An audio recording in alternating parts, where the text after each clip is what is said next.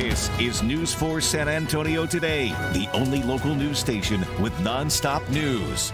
It is what we do. Good morning. Nonstop news starts right now. We are the only TV station in town commercial free until the top of the hour. We have you covered this morning. You just heard from Jeannette, and she'll give us a deeper look at the weather again in just a few minutes. I feel like everybody's got a little pep in their step, probably. It's the brisk weather. It is, yes, the briskness. Joy, get us out the door. What do the roads look like right now? David, the roads look okay. I think you're pretty much going to like what we have to say so far. We do have a little bit of construction downtown. This is something most of us are used to, but it's the northbound lanes of I-35 between I-10 and McCullough Avenue. A little bit crowded as you pass through, but otherwise across the rest of San Antonio, we've for the most part just seen usual morning traffic. It is picking up as we get closer to rush hour. Now, photojournalist David Mendoza has been watching this unfold from the sky. He joins us from Sky 4. Hi, David.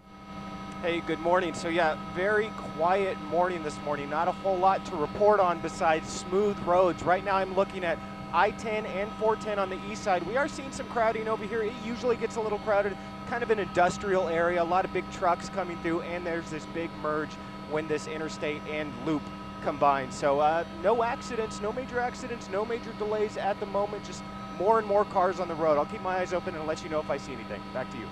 All right, David, thanks. We'll continue to check in with him throughout the morning. We'll bring you those live updates here with your on-time traffic. Joy, thank you. New this morning, a man is dead after crashing into an 18-wheeler on the east side. This happened along Southeast Loop 410 near Rigsby about midnight. Police say the man drove off the highway, crashed into a parked 18-wheeler. Car went underneath the big rig, and the man died there, unfortunately, at the scene. San Antonio police are asking the public's help to find the person responsible for a murder in 2023. Officers say Zachary Leard was shot and killed at an apartment complex in the north side along Van Diver Road. This happened February 21st of 2023. They say Zachary didn't live at the complex, but police believe he was trying to meet someone there. The next day, his blue Nissan Rouge was found abandoned at another complex. Police and Zachary's family are asking anyone with information to come forward. ICE says the person or people responsible for sending a suspicious substance to a Northside ICE facility will be held accountable. News 4 broke that story Tuesday afternoon.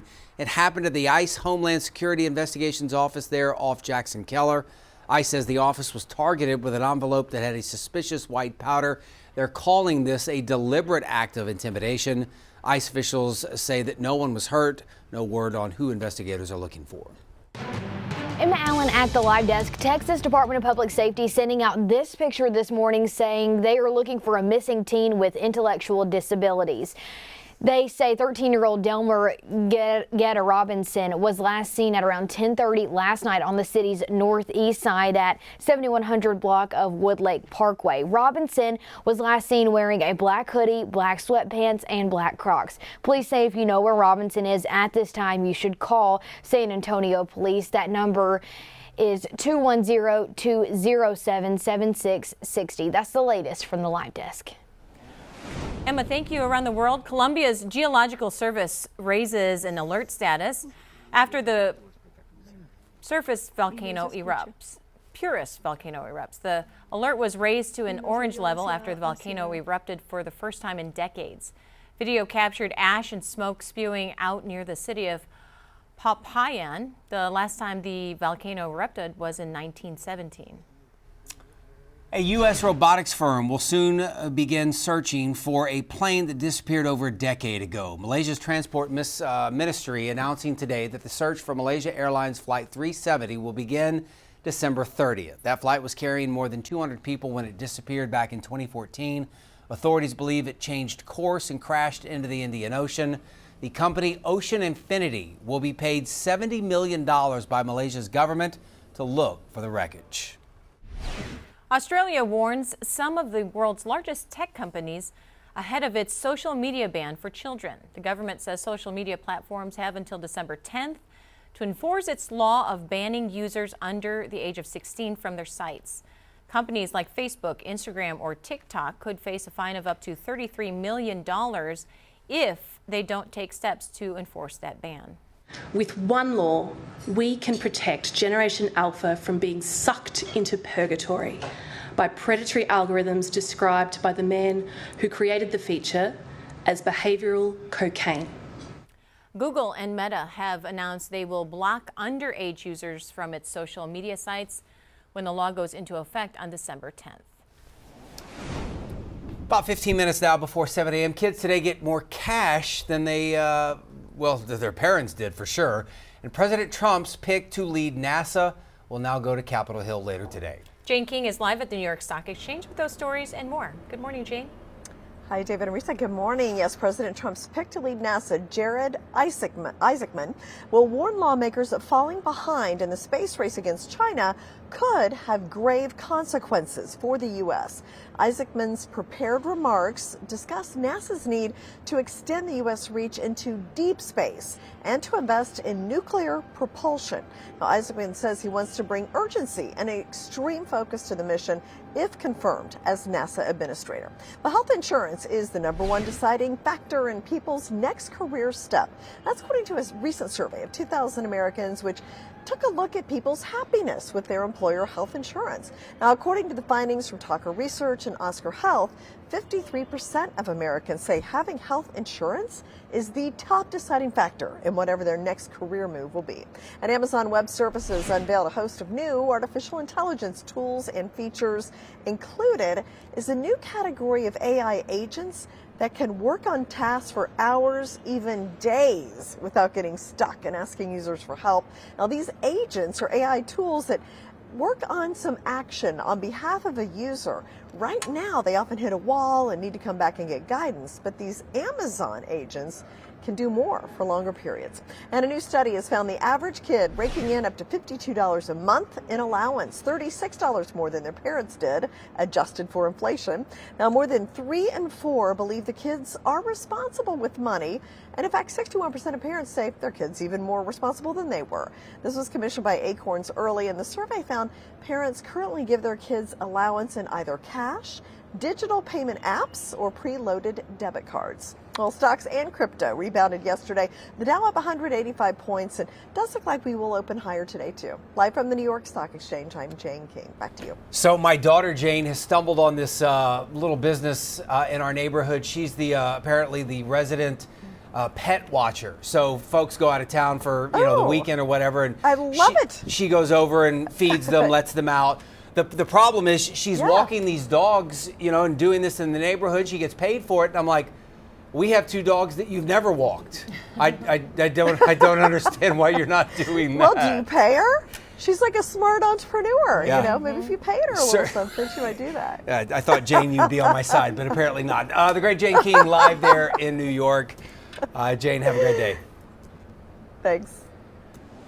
This is the story of the morning that we're about to show you here. So a raccoon in Virginia ransacked this liquor store over the weekend and then passed out on the bathroom floor. Animal control found it spread out near the toilet. Okay, so the picture on the left is before and the picture on the right is after. Super gross, face down. We believe that the animal slept it off. That's what they're saying. Does an animal get a hangover? Yeah, apparently it does. Okay, well. You wonder what liquor it took. Yeah, there's some good. It looks like I don't know. Looks like there's some Hennessy. They found some Hennessy. Anyway, this story has captivated everybody. So the police chief posted this Black Friday break-in on Facebook, leading to an enormous public response, including, somebody get this raccoon a sponsor. If I get reincarnated, there will be signs. And are we sure it was a he? Sounds like a mama who's had enough. Why does it have to be a mama? Mama's not going to do that. Listen, I'm just reading the words on the screen. Altogether, the liquor store says the raccoon broke 14 bottles, totaling about $250. And that thing just face planted. It was like, I'm done. It's fine, by the way. They released the animal out into the wild. Animal's good. We can laugh about it now. I just don't like to see toilets, and you know what I'm saying? Yeah. The owner of a rare Pokemon card has set a trade-in record at GameStop. The company says a customer traded their Pokemon card to a GameStop in Grapevine with a value of $30,494. $30,494. This broke the company's record for highest single trade-in. GameStop says the trade proves it values products fairly in its Power Packs buyout program. So if they paid them $30,000, GameStop is going to turn around and sell that for what, 50? I guess. Who's going to buy that? A rare crystal egg once belonging to Russia's ruling family sold for more than $30 million in auction Tuesday. This winter egg stands at just over 5 inches. It's made of finely carved crystal and about 4,500 tiny little diamonds, and opens up to reveal what you're seeing there is this bouquet of bejeweled flowers. It is one of 50 eggs that were designed by the Fabergé company for Russia's royal family before the fall of the monarchy in 1917. Now, another Fabergé egg is yet to appear after a man tried to steal it by swallowing it. This happened at a jewelry store in New Zealand. He was arrested inside the store minutes after the alleged theft. An officer has been assigned to monitor the man and wait for the piece to be recovered. Now your certified most accurate 4-zone weather with meteorologist Jeannette Caille. That's not going to feel good coming out. The weather is cold this morning, Yeah. milder this afternoon, and then it's going to get cold again tomorrow because there's a cold front that arrives Thursday, which is tomorrow. And let's talk about it. Let's go to the maps because we're going to see some impactful weather for the second part of the week. Talking rain, and we're not talking widespread rain, a heavy rain, but there will be some spots that will get sprinkles, mist, light showers. That'll be starting today in the eastern zone and then filling in farther west late tonight, tomorrow, and lasting into Friday morning. No severe weather risk, no flooding, but there will be some wet roads. And we're talking a general few hundredths of an inch to a half an inch plus of total rain with this next system. Notice the cloud cover, it is filling in, no precipitation from these clouds. As we go through the day, the clouds will shift farther east. So it will be turning mostly sunny out west of I-35, but it does stay mostly cloudy from San Antonio to the eastern zone. Across the country, there is that front that extends from the Great Lakes to Montana, another front from the panhandle of Texas back towards central California. These two will sort of merge and then come through tomorrow morning. Before that gets here, notice this afternoon the clouds at 4 or 5 p.m. from San Antonio to Pleasanton and over towards the east, but it's mostly sunny from Kerrville to Uvalde, Del Rio, and down towards Eagle Pass. Late in the day going into tonight, a few light showers in the eastern zone, and then tomorrow morning notice more showers around or patches of drizzle, and that could make for some wet roads. Tomorrow afternoon, sprinkles, mist, and then notice tomorrow night into Friday, here comes the last bit of rain. It looks like we'll see rain from San Antonio to the north and west through Friday morning, but continuing into Friday afternoon and evening across the east. Here's a closer look at how much rain we're expecting with this. This in-house computer model showing you a general about quarter of an inch to a half an inch, but in some spots, especially in the blue near the coast, could see close to an inch of rain. Here's your forecast as I take you through this Wednesday. So 40 degrees in the next hour, then we'll be near 50 by mid-morning. We climb to the mid and upper 50s midday this afternoon, low to mid-60s. Out west, though, where we see the sun, that's where it's going to get into the upper 60s to near 70. Tomorrow with the front, it also is going to get windy, so that 51's the forecast high, but it may feel like the 40s all day due to the gusty winds. Pretty just rainy, raw weather Friday morning. Friday afternoon it clears out. The weekend ahead, great shopping weather with sunshine and warmer temperatures. Another front comes in, but it'll knock those high temperatures back into the 60s for early next week. Here's the extended forecast for the other 3 zones. Good rain chance for the eastern zone starting later today through Friday morning. Okay, we've got a new issue here on the east side. That's going to be the northbound lanes of Loop 410 at Ben's Engelman. A stalled 18-wheeler blocking part of the road, and it is actually slowing down traffic quite a bit, up to a 25-minute delay there behind that. Otherwise, we're just dealing with construction closures in the downtown area. I-35 northbound between I-10 and McCullough Avenue. That's starting to pick up a little bit as well. And then everywhere else, it's just kind of that usual morning traffic. Photojournalist David Mendoza joins us now live from Sky 4. Hi, David. Morning, so just came across this right now. It's been a relatively quiet morning. This is 281 South and Wurzbach. Police just getting to the scene. I've heard a report of 2 separate accidents, maybe. 281 South, it's getting a little slow right now. Be aware of this issue. I will leave you with that. Drive safe and have a great day. Back to you. All right, David, thanks. That's the latest. Joy, thank you. How about this? For a Christmas decoration, a family in Missouri took advantage of the cold weather to build this giant snowman. His name is Bob, and he stands at 17 feet tall. The builders used tall ladders and even a truck to assemble him and topped him off with a 50-gallon trash can for a hat. That's how much snow they got.